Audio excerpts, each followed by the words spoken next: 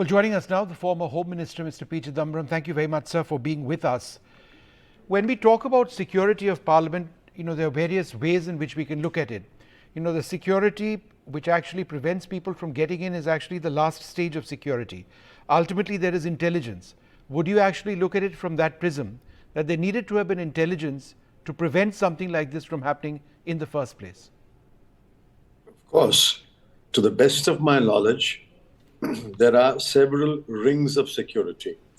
That was the arrangement when we were in government and I was Home Minister. The date is very significant. It is the anniversary of the attack on Parliament, and there had been warnings, maybe not connected with this incident today. There were warnings that there will be an attack on Parliament today. So I think the first failure was intelligence failure.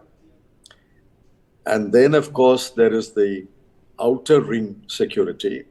I think it meant by the CRPF and the Delhi police.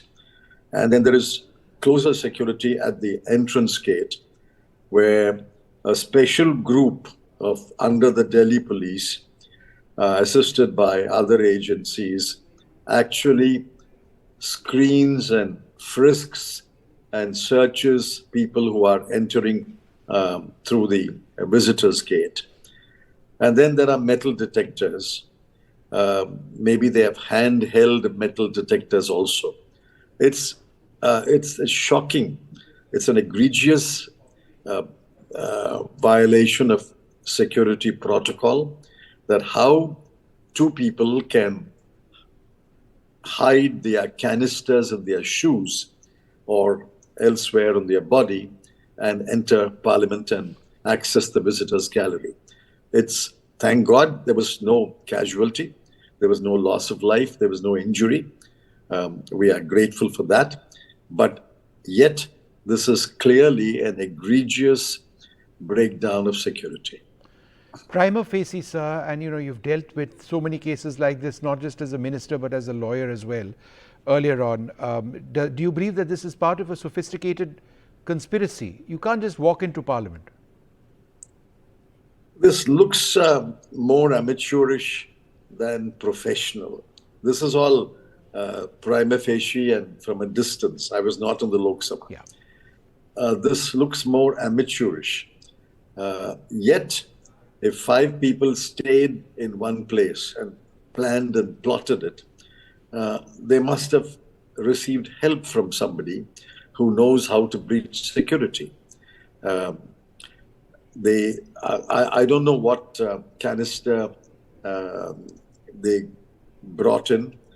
Thank God it was not noxious gas or poisonous gas. It was some yellow-colored gas. All that will come out in the investigation. This doesn't appear very professional, but clearly there was professional advice of how to breach security. I think the point that you mentioned is significant because when it comes to explosives, when it comes to grenades, for example, there is an assumption that all of it might be metal based, which is not the case. You have grenades which are made of reinforced rubber and plastic as well. If something like that was used and hidden and used to defeat security scanners, then something like that could have been triggered as well.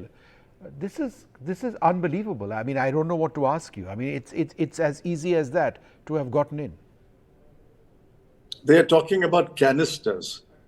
Normally, a canister is made of some kind of a metal. I don't know what the canister was made of.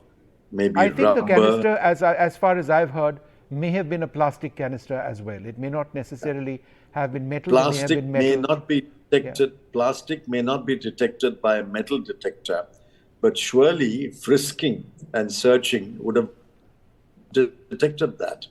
And it's difficult to believe that somebody was wearing shoes. Even in the airport today, we are asked to remove the shoes before we go through the security. Yeah.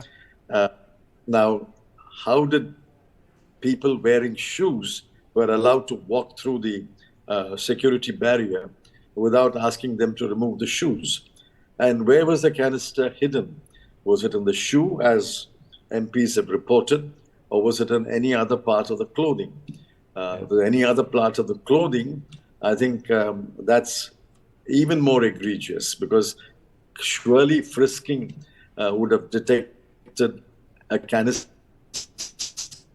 hidden in the clothing. Yeah. A canister hidden in the shoe ought to have been detected when people were asked to remove the shoes. If they were not asked to remove the shoes, that's another failure. Yeah. So I don't know which failure contributed most, but Yes. clearly there are multiple failures or multiple kinds of failures which may have been possible.